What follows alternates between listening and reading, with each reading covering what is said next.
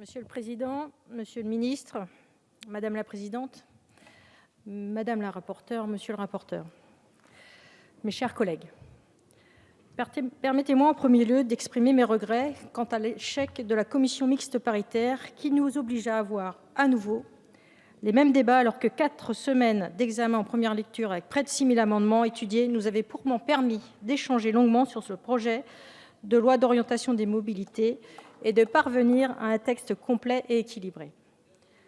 Ce regret est d'autant plus grand que cet échec résulte non pas d'un désaccord sur les nombreuses mesures du texte, mais uniquement sur des revendications qui relèveront du projet de loi de finances. Le point d'achoppement entre les deux chambres concerne en effet le financement de la couverture de l'ensemble du territoire par les autorités organisatrices de la mobilité. Le versement mobilité ne sera perçu que par les AOM organisant des transports réguliers et les collectivités très rurales en seront donc privées. Ce problème de financement a fait l'objet de multiples échanges entre nos deux assemblées et a suscité plusieurs propositions par les parlementaires lors de la navette.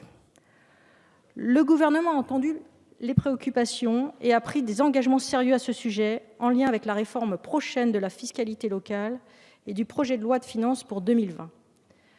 Ces engagements, communiqués dans 2 courriers signés par le Premier ministre et la ministre Élisabeth Borne, témoignent de la volonté du gouvernement de tenir compte de la situation particulière des petites AOM, dont nous connaissons les difficultés. Ces engagements ont une nouvelle fois été réaffirmés en commission par la ministre la semaine dernière. Au groupe Mouvement démocrate et apparenté, nous considérons que ces engagements sont suffisamment forts pour que nous puissions avancer et préparer sereinement cette question du financement dans la prochaine loi de finances. Les sénateurs ont toutefois jugé ces engagements insuffisants, alors même qu'ils répondaient à leurs inquiétudes, puisqu'ils avaient notamment le mérite de sanctuariser le financement de l'Agence de financement des infrastructures de transport. En dépit de toutes ces garanties, les sénateurs ont demandé le maintien de l'article 2 bis voté au Sénat, prévoyant d'affecter une fraction du produit de la TICPE aux communautés de communes qui organisent un ou plusieurs services de mobilité en tant qu'AOM et pour lesquels le rendement du versement mobilité est trop faible. Nous comprenons cette demande des sénateurs car cet article peut donner un signal positif aux communautés de communes très rurales. Toutefois, il pose la question à la fois de son application, de son financement et de sa pertinence quant aux besoins. Aussi, cette demande consisterait à inscrire dans une loi ordinaire une disposition qui relève du domaine des lois de finances. La solution présentée par le gouvernement présente à l'inverse l'avantage de permettre aux communautés de communes de bénéficier avec certitude en 2020 d'une ressource pérenne supplémentaire de près de 40 millions d'euros par rapport à ce qu'aurait rapporté la taxe d'habitation. Il est donc regrettable de pousser encore un peu plus l'entrée en vigueur de la loi mobilité après tout le travail accompli depuis de très nombreux mois, alors même qu'il existe une attente forte de nos concitoyens pour une meilleure organisation des mobilités du quotidien sur notre territoire. Ce blocage est d'autant plus incompréhensible que la navette parlementaire a permis d'enrichir et d'approfondir le texte grâce à un long travail commun entre les deux chambres. Je tiens donc à saluer une nouvelle fois la qualité du travail parlementaire sur ce projet de loi, lors duquel l'Assemblée a poursuivi le travail de nos collègues sénateurs en conservant un grand nombre de leurs apports au texte. Je tiens également à remercier l'ensemble des rapporteurs des deux assemblées pour leur travail conjoint qui a permis de trouver de nombreux compromis. Au-delà du financement, je constate donc que nous sommes d'accord, députés et sénateurs, sur le projet de loi d'orientation des mobilités. Afin de ne pas prolonger davantage les débats sur un texte dont l'objectif premier est d'apporter rapidement des solutions afin de lutter contre l'assignation à résidence et en offrant à chacun une solution de mobilité, le groupe Mouvement démocrate et apparenté a déposé très peu d'amendements. Nous estimons en effet que nous avons pu défendre longuement nos positions en première lecture et qu'il n'est pas utile d'entamer les mêmes échanges. N'oublions pas que l'étincelle qui a lancé le mouvement des Gilets jaunes trouve son origine dans les fractures territoriales qui se creusent, et notamment dans le coût des transports qui augmente, dans le budget des ménages pour ceux qui n'ont d'autre choix que d'utiliser leur véhicule. Il est donc indispensable de promulguer cette loi le plus rapidement possible. Nous devons répondre à l'appel urgent de nos concitoyens. Pour répondre à ces attentes exprimées, le groupe Mouvement démocrate et apparenté a eu à cœur de défendre tout au long de la première lecture la promotion d'un mix énergétique intelligent qui permette à ceux qui dépendent de la voiture individuelle, notamment dans les territoires ruraux, de pouvoir avoir accès à des véhicules plus vertueux à un coût raisonnable. Nous avons par exemple fait adopter un amendement qui précise que la décarbonation du secteur des transports visé par le projet de loi doit prendre en compte le bilan carbone produit par le carburant pendant son cycle de vie et non plus seulement à l'échappement.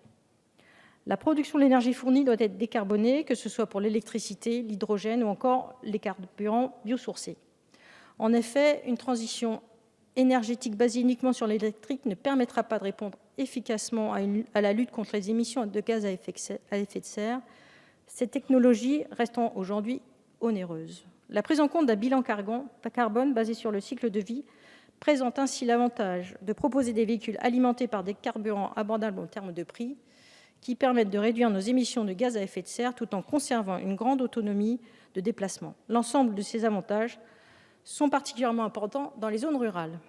Au groupe Mouvement démocrate et apparentés, nous sommes également particulièrement mobilisés pour défendre la nécessité d'un rééquilibrage modal au profit des modes de transport moins émetteurs de polluants atmosphériques que sont le ferroviaire et le fluvial. Nous ne pouvons donc que nous réjouir des investissements consacrés durant le quinquennat à ces alternatives à la route.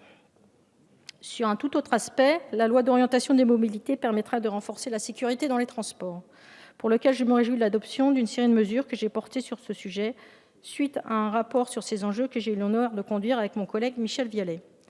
Je pense notamment à l'extension des expérimentations des caméras piétons, à la lutte contre les contrevenants récidivistes ou encore au bilan public annuel des atteintes à caractère sexiste dans les transports, qui devrait être établi par les exploitants de services de transport pour enfin endiguer ces phénomènes. Je profite toutefois de mon intervention pour rappeler l'attente des transporteurs quant à la mise en œuvre de la plateforme destinée à permettre le croisement des données d'identité de manière à fiabiliser les adresses des fraudeurs. Pour conclure, le texte acte de nombreuses dispositions qui doivent permettre aux personnes à mobilité réduite d'accéder plus facilement au transport public. Ces dispositions me tiennent particulièrement à cœur puisque je me bats depuis le début de mon mandat pour faire accélérer la mise en accessibilité de la gare de Melun, que vous connaissez bien, Monsieur le Ministre, au cœur de ma circonscription. Nous devons développer une véritable mobilité inclusive et solidaire.